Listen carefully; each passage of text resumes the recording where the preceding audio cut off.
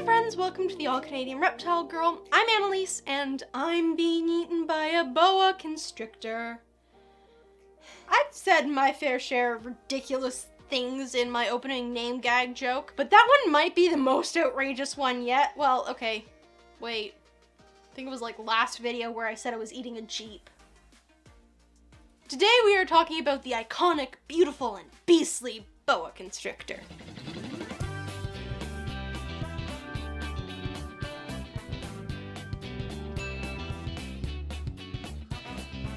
I'm being eaten by a boa constrictor.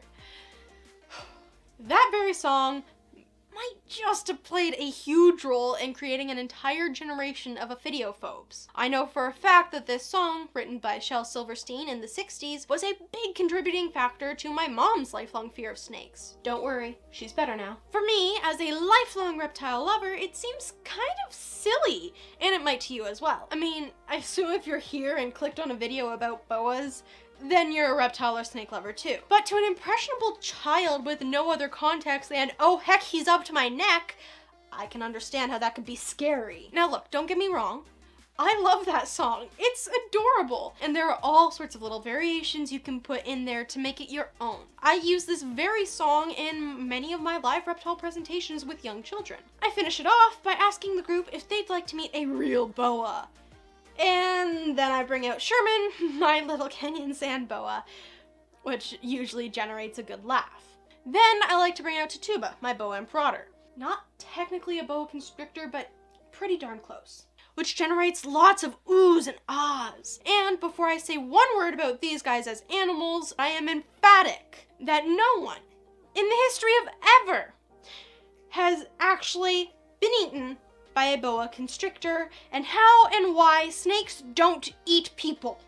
Yeah, I know that there have been some cases where a snake has actually managed to eat a human. Reticulated pythons are the only confirmed snake to have eaten someone, but there are rumors and unconfirmed reports of anacondas or rock pythons or other big species that have managed the feat as well. But the circumstances in which that can occur are so infinitesimally small that saying snakes eat people based on these instances is kind of like saying bears are avid cyclists because you saw a video where one rode a bike at the circus once.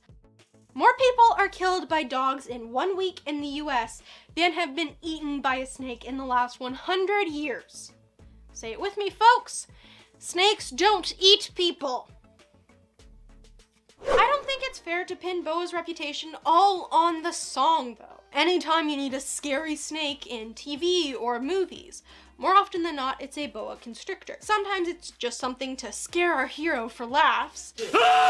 I'm just kidding. This is my friend. Oh. This is my buddy. His name's Snake Gyllenhaal. He guards my lunch. Okay, that's enough.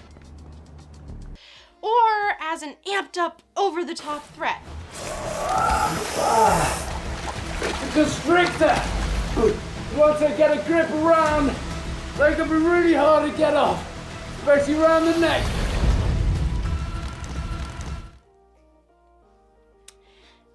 The scenario in that Bear Grylls bit was in South Africa, by the way, about 12 to 15,000 kilometers away from where boa constrictors live in the wild, and I mean, like, they wouldn't even try to hunt like that.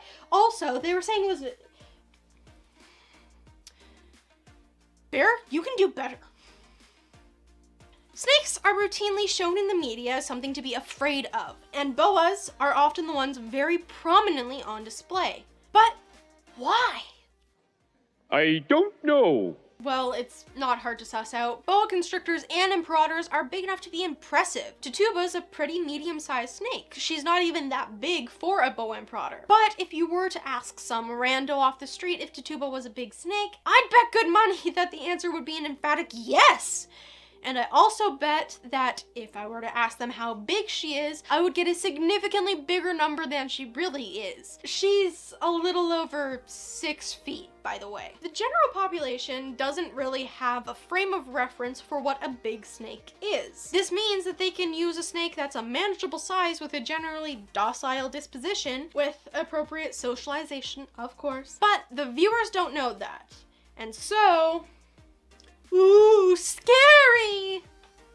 They're also very common, so they are easily accessible, and they are pretty easy to care for and keep healthy. They are perfect for movies and TV. And not surprisingly, what makes them perfect for the big and small screens also makes them wonderful pets. Let's cover the difference between a boa constrictor, BC, or a Boa Imperator, BI, like Tituba. Not that long ago, Boa Imperators were considered a subspecies of boa constrictor called Boa Constrictor Imperator. But recent genetic testing shows a 5 to 7% divergence from boa constrictors, which is enough apparently to classify them as a separate but still very similar species. Morphin localities aside, they are nearly identical in colors and patterns, with the boa constrictor generally having a little more vibrant color and starker pattern. Tituba is anery, meaning she is lacking all red pigment that would normally be present. But overall, they are visually very similar. They have similar temperaments, though it seems the BI is usually a little less cantankerous and easy to tame down. But with proper socialization, both are great snakes to handle and make wonderful pets. The biggest physical difference is size. Both are decent sized snakes. You can occasionally come across a BI in the 9 to 10 foot range, but they generally max out at under 8 feet. Boa constrictors, on the other hand, are significantly heavier and generally max out at around 10 to 12 feet, with some reportedly getting as big as 14 feet, although I would take that one with a grain of salt. That would be an enormous boa. Another key difference involves the environment they live in. Boa constrictors are found in hot, humid rainforests in South America east of the Andes. Boa imperators are found west of the Andes, so a tiny bit of South America and all of Central America from Colombia all the way up into Mexico. Hot and humid forests are generally what they prefer, but they're far more adaptable than boa constrictors and are also found in grasslands, savannas, agricultural areas, and even semi-arid scrubby forests. Their adaptability makes them a bit hardier and a lot more forgiving when in our personal care. Boa constrictors make great pets, but in my opinion, with easier care, their smaller size, and slightly more docile temperament, boa imperators make a much better pet for most people. From a behavior standpoint, BCs and BIs are also very similar. They are ambush hunters. As juveniles, they do much of their hunting off of the ground in the trees. As they get older and bigger, they tend to spend more time on the floor, but even the biggest are still very capable climbers. For our pet BCs and BIs, they need space, length, height, and width. Tituba's in a 6 foot by 2.5 foot by 2.5 foot, which is okay, but I'll be modifying her enclosure to get an extra foot of height, which will give her a bit more climbing space until we build something even bigger. Watch out for that build. Either of them really, but preferably both. Anyway, back to behavior. Many will use their bright red tail as a caught lure to entice their prey to get within striking range. Using their excellent eyesight and heat pits, heat detecting thermal sensors on their face, they wait until the prey is just close enough and whammo! They strike with lightning fast speed, using their powerful muscular jaws and long sharp teeth to bite and secure their prey. Then they loop their strong coils around their prey. And when I say strong, I mean strong. The force per square inch that a boa can deliver to its prey is staggering and far outclasses any python. Of the commonly kept pet snakes, they are probably the overall physically strongest for their size out there. There are other snakes you can get that are stronger. Dumerel's boas are more than twice as strong as boa constrictors, but I don't think they are quite popular enough to count as a common pet snake yet. Anacondas are even stronger than Dumerels, and they are definitely not commonly kept pet snakes. Go check out Josh's exquisite serpents if you like anacondas. He's got a wonderful yellow anaconda, Bjorn, who is just awesome.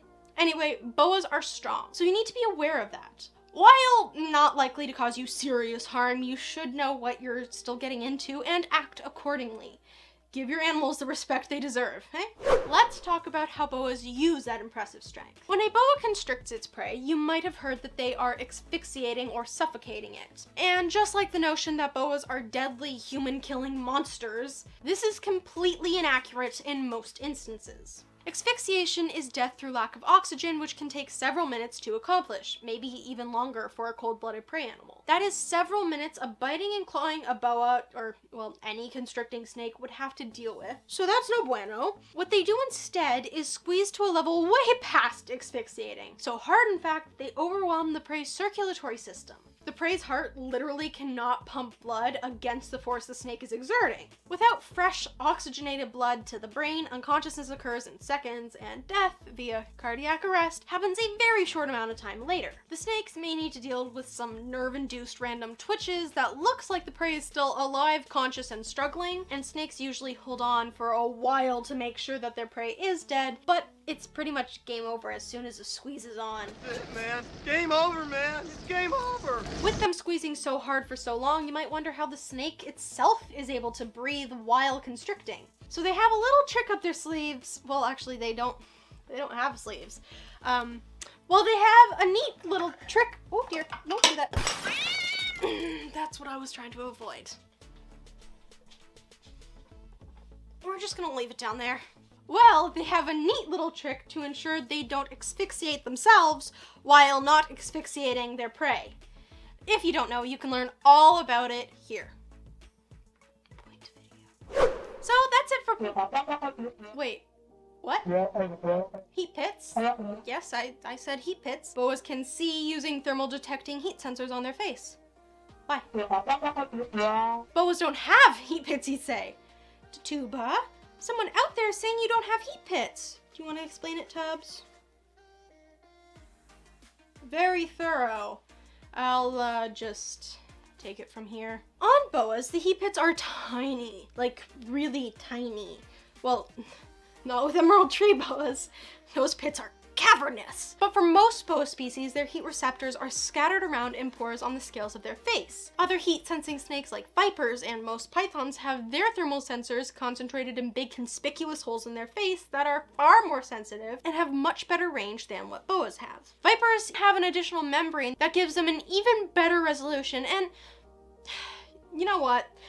There's a whole video on heat pits coming, and I'll save the details for that. Suffice to say, boas' heat-sensing organs are there even if you can't see them. Now, since you're gonna have to wait to get the full rundown on heat pits, how about I share one other neat bonus boa constrictor / imperator tidbit? Let's talk babies. Boas give birth to live young, which is neat, but not where I'm going with this one. Nice try. This is even more obscure. In the vast majority of snake species, the sex of the offspring is determined by the mother. This is called ZW sex determination, where females have a pair of dissimilar ZW chromosomes, which determines the sex of the offspring, and males have two similar ZZ chromosomes.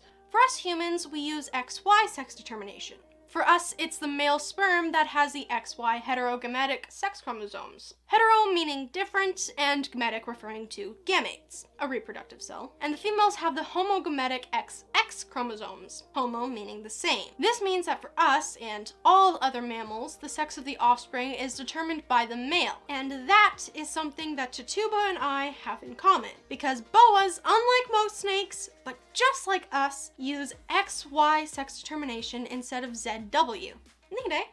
Well, that's it for today. For real. This time. If you are interested in knowing how Tituba got her name, you can go and check out this video here. I think it's a really cute story. A big thank you to my patrons. Your support lets me do all of this. You guys rock. You made it all the way to the end, so the video must have been at least alright. Please don't forget to hit that like button if you haven't already. Just, you know, bloop. Thanks for watching, and until next time, remember to nurture all nature. Bye. Okay, you look at me. Sorry, not saying that to hurt your feelings. No, it's okay. You're upset with the lighting and it's not cooperating. You didn't just like, to me, I understood. I made that. Ew.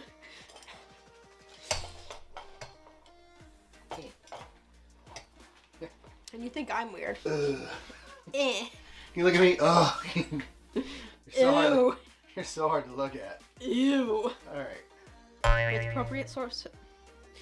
With appropriate sorcery, of course. I almost said sorcery. Yep. Your snakes can only be handleable with sorcery. Okay.